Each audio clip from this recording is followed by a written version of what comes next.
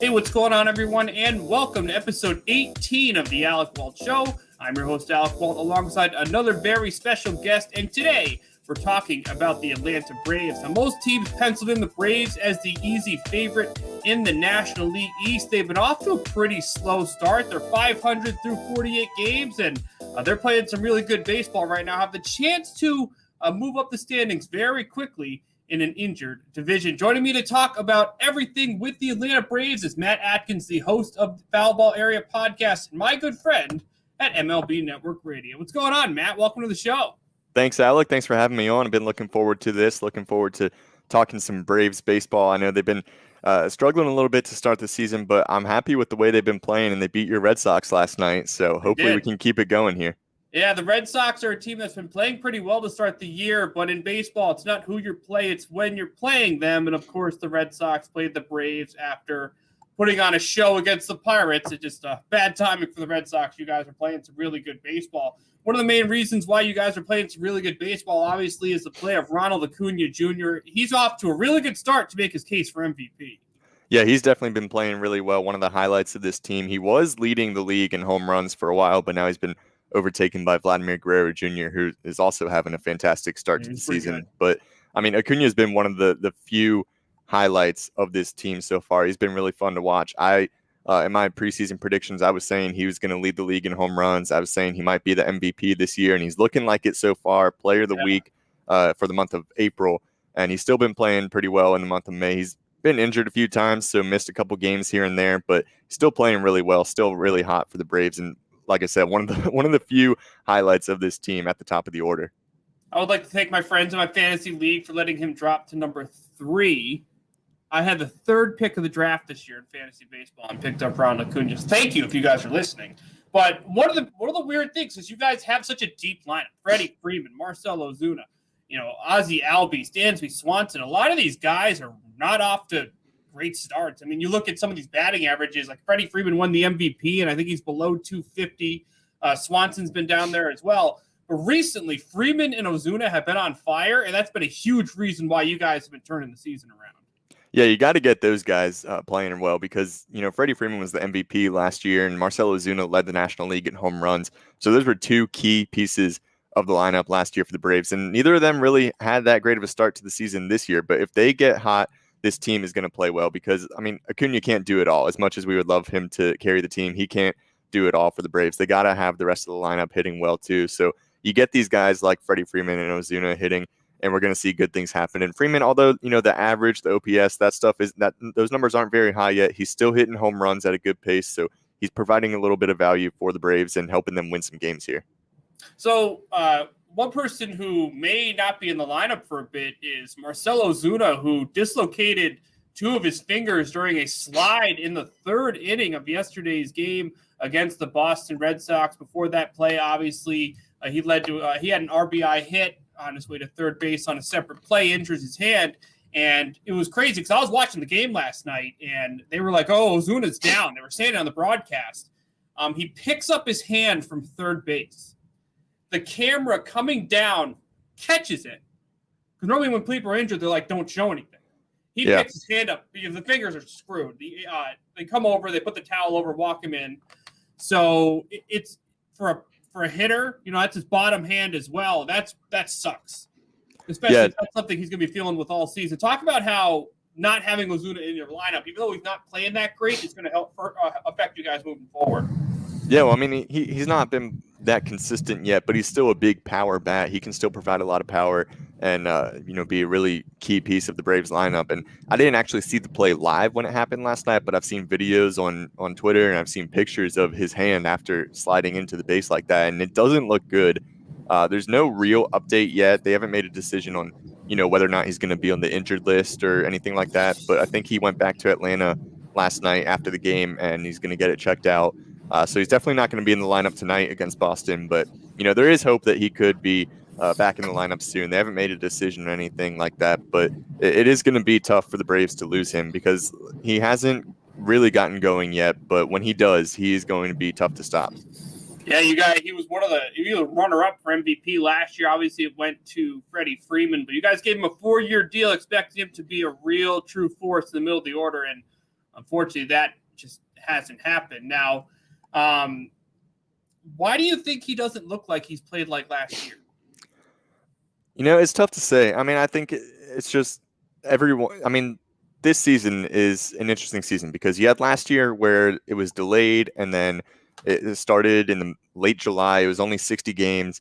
And then this season, they go back to a full 162 games. So I think it's tough for a lot of guys to get going, this early in the year and to know that they have to play triple the games that they played last year. Yeah.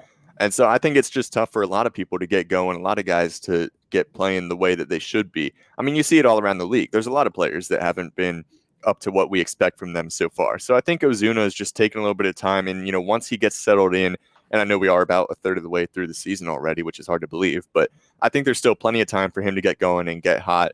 But, I'm really glad that we brought him back because I thought it was going to be another Josh Donaldson situation where we sign him for 1 year. He has a career season and then we let him go. And although, Donaldson hasn't been great for the Twins since they signed him, so maybe we lucked out on that one. But I am glad that we signed Ozuna for 4 years and we'll be able to keep him in Atlanta in the middle of the lineup and have that power bat in the lineup. I think that he will get going here in this season. I just think it's taken time for him and for a lot of players around the league. So one more thing I want to ask about Ozuna is I was working on MLB Round Trip last night with Jim Memolo and Steve Sachs, two broadcasters you're very familiar with at the channel. And Steve obviously has over 400 career stolen bases. Obviously, the Ozuna situation wasn't a stolen base, but it was a base running play. And he was freaking out yesterday about how so many players in Major League Baseball slide head first. And obviously, Ozuna on that play was sliding hand first into Ozuna's cleats. And, we see plays like this happen in baseball. What are your thoughts on that play? Because from someone who has, or not me, but from Sachs, who I heard yesterday have so many stolen bases, he hates how so many players do that in today's game. I think, Steve is a little more qualified to talk on that than either of us. But, yeah, it is definitely interesting. You see a lot of guys getting injured sliding head first recently. Even Ronald Acuna Jr. got injured earlier this year sliding head first. It wasn't his hands or fingers that got hurt. It was his abdomen or his oblique that he just stretched out wrong and when he was diving back to first base. But, I mean, there's all kinds of ways you can get injured from sliding head first. And so I think that it is an issue that they need to look at, and that's why you see a lot of guys wearing that oven mitt type thing on their hand to protect their fingers as they slide in. It is tough. I don't know. I would have to look into it a little more, see if is there really an advantage of sliding head first, or can you get there at the same time if you slide feet first? I don't know. I just think that players like the control of when they can tag the base. Yeah, I think that's probably part of it. But it's much more difficult when you do it with your legs. Yeah, but do you want to sacrifice control for safety? I don't know. I mean, you run the risk of getting injured. Yeah, exactly. So I don't know. If you're playing 162 and you have to just deal with an injury that could bother you for a whole year, you almost want to try and limit those situations as possible. Yeah, exactly. But then again, as a base runner, you want to maximize your ability to be safe. Yeah. So it's a toss up. I think you gotta weigh the options there and see the risk reward. And so if you think that you can slide in head first and get to the bag safely and maybe run the risk of jamming up a finger there, missing some games, I don't know. Might be worth it. Yeah, well, hopefully Ozuna isn't out for a long period of time. Obviously, hand injuries can get very annoying. So we'll have to wait and see. Again, we haven't received an official update as of now, but keep your eye on Marcell Ozuna for the Atlanta Braves. Now, one player who's been a very pleasant surprise this year doesn't really get talked about that much. I feel like Austin Riley's having a sick year, and it never, ever gets mentioned. Oh, yeah, he's playing so good right now. I mean, he just won National League Player of the Week. He had, I think, in a span of 7 games, he had 6 home runs, 10 extra base hits, and 11 RBIs. He's the first Braves player to ever put up those numbers in a 7-game span. But he's also been playing really good the whole month of May. I mean, he's just been really, really good for the Braves. And he's a guy that when he came up a couple of years ago, he was hitting home runs every other at bat, it seemed like. And then the past 2 years, he's kind of cooled off and he hasn't been that big of a name. But right now, he is playing really good. He's probably, Chris Bryant's having a really good season as well. But I would say they're probably the 2 best offensive third basemen in the league at this point. I don't know if Riley will be able to keep it up all season. Obviously, I hope he does. but he is playing at a really high level right now, and that's what a lot of Braves fans expected from him when he came up into the major leagues a couple of years ago. So I hope he keeps it up. I hope that, he can have a good last week of the month and maybe win National League Player of the Month, because he's got the numbers. It's probably going to be him or Chris Bryant if I had to make a guess right now. But he is playing really, really well right now, and it's really fun to watch. Yeah, so imagine if your whole offense gets going and then you have Riley even deeper in there. I mean, come on. I mean, the Braves got themselves a team, man. We'll talk a little bit about what they can do moving forward in just a second. But starting pitching for you guys has been all over the place because obviously Mike Soroka. Fried's been injured. Anderson's solid. Morton looked like the old Morton against the Boston Red Sox last night. How big of a deal is that start last night for Morton? Because you guys need him if you want to get to continue to be successful or to turn things around even in one of the deepest divisions of baseball. Oh, that start was huge. When they brought in Charlie Morton over the offseason, I was really excited. You look at him, he's a veteran guy with a lot of experience, a lot of winning experience. Everyone knows he's great in the postseason, and I think that's, one of the main reasons they signed him is to, help the Braves win once they get to the postseason. But you have to get there first. So we need him to be good in the regular season also. And so for him to put up that start last night, that was really, really good for Morton because he has struggled so far this year and wasn't really exactly what Braves fans expected from him when they brought him in over the offseason. We thought he would be this veteran guy able to go out there and put up quality starts every night and, limit runs. But so far he has struggled a little bit. So to have a start like that and against the Red Sox, who are one of the best teams in the league right now, that was really big for Morton. So with that win last night for the Braves, they're a game behind the New York Mets for in second place in the National League East. The Red Sox are now in second place in the American League East. But Matt, for a team that really hasn't gotten off to a great start, again at 24-24, 48 games into the season, only being a game out of first place in your division's not a bad spot to be in, obviously. Again, you're getting there. You're still not there yet, but the Mets are brutally injured. You guys are in a good spot to really get something going here. Yeah, no, I think the Braves are in a really good spot right now. And even, the past couple of weeks when they've been losing games and not being able to put together winning streaks, I haven't really gotten too worried at all because, like you said, they're a game behind the Mets right now. Every team in the National League East has not put it together completely yet. So it's a wide open division. It's a wide open division. And so, I mean, the Braves have lost a lot of games so far, but they're still right up there, just a game back from first place. So I have not been too worried at all throughout this whole season. I've been looking at the standings. I know that all it takes is a little winning streak to be able to get right back up there and stay in contention in this division. And clearly the Braves are. I think they've won 4 in a row now, and they're right behind the Mets, and they play the Mets this upcoming weekend. So they're in a really good spot right now. So as we get into June, deeper into the season, obviously the trade deadline's coming up, and I expect the Atlanta Braves to be buyers. I expect the Mets to be buyers. Maybe the Phillies could be buyers. There's going to be a lot of teams around them possibly making some moves. Now, a lot of people joked at the beginning of the year the Braves could be a team that's rumored towards a Chris Bryant. I think with the way Austin Riley's playing, that's absolutely not the case. So let's talk a little bit about the Braves here. Put on Alex Anthopoulos hat right now. You're the GM. What position are you scouting to improve at the deadline? I got to say, based on the way they've played right now, you got to look at a reliever and bolster that bullpen up when it comes to the trade deadline, because the starting pitching has improved and they have been pitching well this month. The bullpen is still where they struggle. I mean, there have been so many games where, and it's only, a 1 or 2 run lead, which isn't big at all, but the bullpen just can't keep it. There's been so many blown leads by the Braves this season. So you got to look at the bullpen, see what relievers are out there, see who's on the market, and try to bring one of them in, because, they have guys like Will Smith and Chad Martin. They brought back Shane Green. I don't think he's made his debut yet. I think he's still having, a little modified spring training in the minor leagues because they just signed him a couple weeks ago. So they have these guys that have been reliable for them in the past, but none of them have really delivered so far this season. So you got to look at who's available in the reliever market come late July.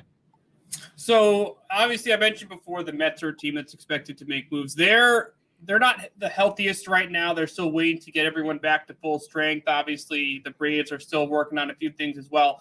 Pick those two teams fully healthy. How do you guys match up against the Mets? I got to say, I didn't believe in the Mets, but the fact that they're not fully healthy and they're playing really well right now, I think when they get all their starters back, I would give the Mets the advantage there. I mean, they're a good Really? team. Yeah, they're a good team right now. I mean, the Braves have been healthy and they're still struggling. So, I think that we talked about it. Guys like Ozuna and Freeman, if they get going and they get hot, it's a really good lineup. But the Mets, I mean, with pretty much their entire starting lineup on the injured list right now, once they all get back, and if Francisco Lindor can ever start playing like Francisco Lindor, Yeah, I would give the Mets the advantage. They're a very talented team and they've got the depth. Yeah, I didn't believe in them going into the season because they're the Mets. That was my reasoning. It's like I always say, in football, the Browns are the Browns. They're never going to do anything. Obviously, they proved me wrong last year, but it's the Mets. I don't ever expect them to do anything, even when they bring in really talented players. But this year, they're proving me wrong. Here's my question to you. So the National League East has beaten each other up a ton this year. You guys are 24-24 in second place. We look at the West. We got a bunch of teams that have great records. The Central's kind of been hit or miss. With the expectation that one team out West gets a wild card spot, because I'm not a full believer in the Giants yet. Do you see two teams coming out of the East in the playoffs? Yeah, I could see that happening. So you think two can come out? Okay.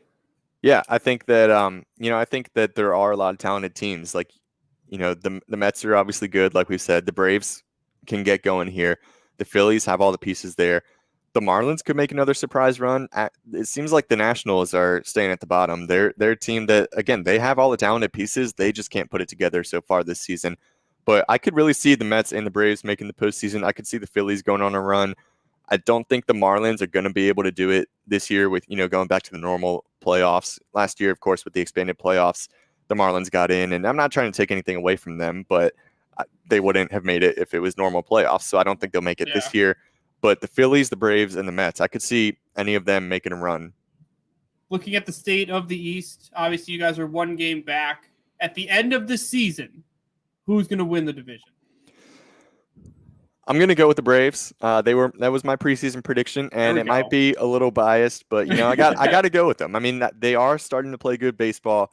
Ronald Acuna Jr. is playing at an MVP level. Austin Riley is playing really well. We still have Freeman and Ozuna that once they get going, they're going to be tough to stop. The starting pitching has been really good since the beginning of May. They've been really good all month. If we can get the bullpen to match the starting pitching, we'll be set and we'll be good for the rest of the season, and we will end up winning the division. Nice. Well, they were my preseason prediction. I still have them. I think they're going to. I think this little Pirates series turnaround, get some confidence against the Red Sox is going to help a ton. So you guys are a good team in a good spot. Hopefully your starting pitching can get healthy and a little bit more consistent bullpen. So the Mets are injured. I get it. I think you guys are just in position to make some separation as they get healthy, but they're still not a team you can't sleep on. But watch out for the Braves. I think they're ready to make a major run in the National League East. Matt, before we let you go, how can our listeners follow you on social media and listen to your podcast? Well, they can follow me personally at Matkins21 on Twitter, or you can follow the podcast Foul Ball Area at Foul Ball Area. We put new episodes out. We try every Wednesday. Sometimes it's a little bit later in the week, but me and my co-host Trey Lyle just talking all levels of baseball. We're both graduates of Virginia Tech, so we do focus on that a little bit, but we talk a lot of Major League Baseball as well. Awesome. We'll definitely follow him on all social media pages. Listen to his podcast. His podcast is awesome. So, Matt, thank you very much, man. I really appreciate you joining the show. Of course. Thanks for having me. Awesome. Well, that's going to be it for this episode of the Alec Walt Show. I'm Alec Walt alongside Matt Atkins. What do you think of the Atlanta Braves, and where do you think they could finish at the end of the 2021 season? Feel free to comment that below. Also, don't forget to like this video and subscribe to Down the Block Sports for more of my exclusive content. Thank you, everyone, for tuning in, and we'll see you very soon.